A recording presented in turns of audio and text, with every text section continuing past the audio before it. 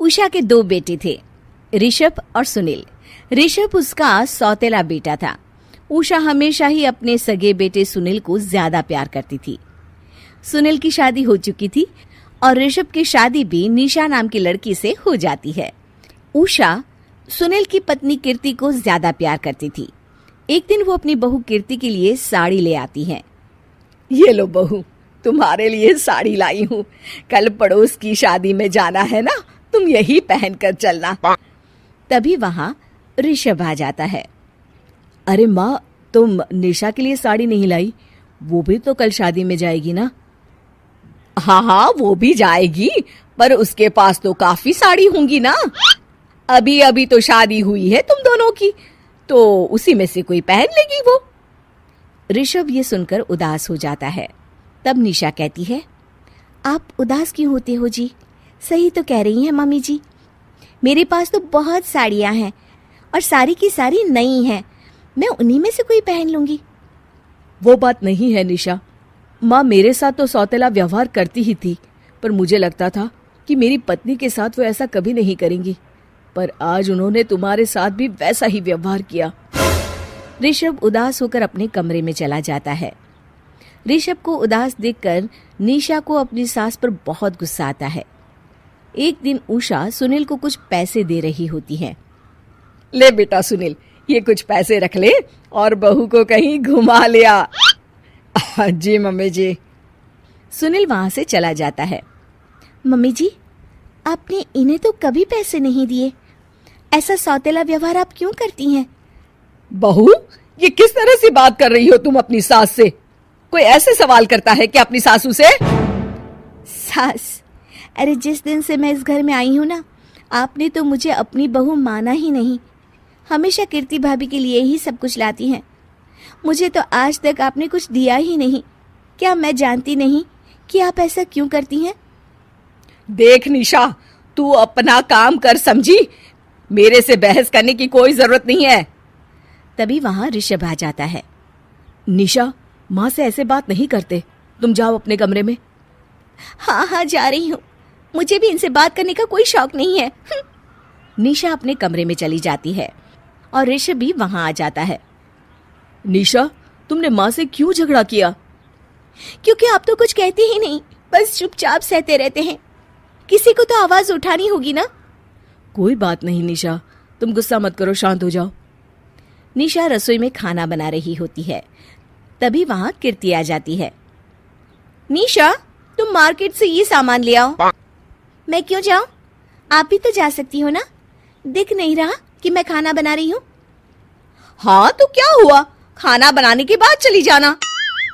हाँ, खाना भी मैं ही पकाऊं, बाजार जाकर सामान भी मैं ही ले आऊं। खुद तो कुछ करोगी नहीं, है ना? ओहो, जुबान तो देखो कैसे चल रही है। सुनो, तुम अभी आई हो इस घर में, तमीज में रहो, वरना सासू माँ से कहकर मायके भिजवा दूंगी तुम्हें। हाँ।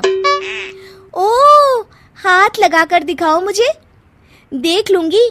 बहुत मनमानी हो गई तुम दोनों की, समझी? निशा लिस्ट कीर्ति के ऊपर फेंक देती है। कीर्ति निशा को मारने आती है तो निशा उसका हाथ मोड़ देती है। मर गई रे, छोड़ मेरा हाथ। आज के बाद मुझसे कोई बदतमीजी की तो अच्छा नहीं होगा। कीर्ति रोते हुए अपने कमरे में चली जाती है।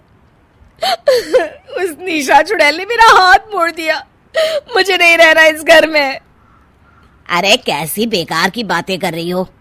अरे निकालना ही है तो ऋषभ और निशा को निकालेंगे। नहीं, मुझे अलग घर चाहिए। कान खोलकर सुन लीजिए, हम दोनों इस घर से जल्द जाएंगे। आप नए घर का इंतजाम कीजिए बस। मैं इन दोनों के साथ ज्यादा नहीं रह सकती। हाँ, वैसे मैं भी कुछ दिनों से सोच रहा था। अच्छा हुआ तुमने कह दिया, मैं माँ को भी बता देता हूँ।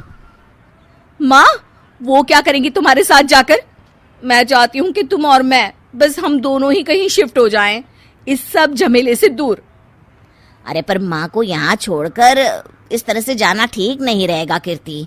वैसे वो तुम्हें कितना प्यार भी तो करती हैं। नाम का ख्याल रखती है, क्योंकि तुम सगे बेटे हो ना, इसलिए।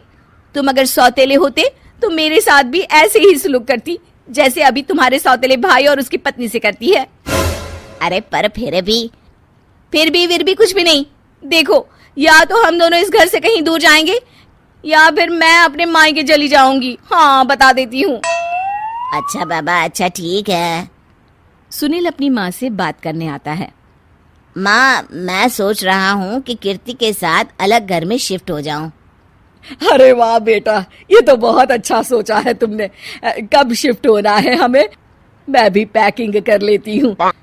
अब नहीं माँ, मैं और कीर्ति ही जाएंगे बस। आप तो यहीं रहो, ये पुश्तैनी घर भी है ना आपका। अरे बेटा, तू तो मेरा सगा बेटा है, तू ही मेरे साथ ऐसा कर रहा है। मुझे अपने साथ ले जा बेटा। तभी वहाँ कीर्ति आ जाती है। अरे माँ, आपको पता भी है कि किराए के घर में कितना खर्चा होता है, और अगर आपको भी लेकर गए तो और खर्चा होगा। आप तो बस यहीं रहो इसी घर में। कोई बात नहीं सुनील, तुम लोग चले जाओ, माँ यहीं रहेंगी हमारे साथ। हम माँ का ख्याल रखेंगे, तुम लोग अपनी गृहस्थी संभालो।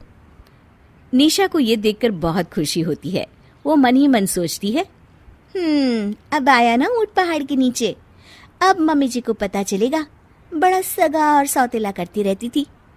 सगा बेटा तो जा रहा है छोड़कर, अब आएगी इन्हें अकल, और नहीं आई तो मैं अल्लाह कर रहूंगी। निशा अपनी सास को कैसे अपने सौतेले बेटे से मिलाएगी, जानने के लिए देखिए सौतेली माँ पार्ट 2।